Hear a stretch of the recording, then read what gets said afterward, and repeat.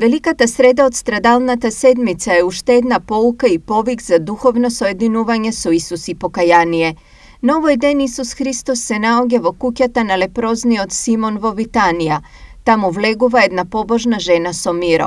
Сакајќи да ја покаже почита кон Спасителот, таа го крши садот и со масло го премачкува Исус. За ова дело останатите ја прекоруваат, велејќи дека можела маслото да го раздаде на сиромаси, но Исус им се обраќа со зборовите: "Сиромаси секогаш ки имате околу себе, но не и мене."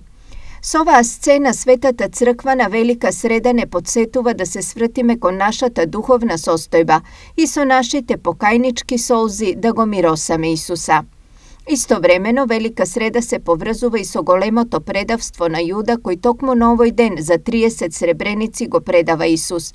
Од тука Велика среда е вистинскиот ден верниците да се преиспитаат дали со своите небогоугодни дела не го предаваат Исуса.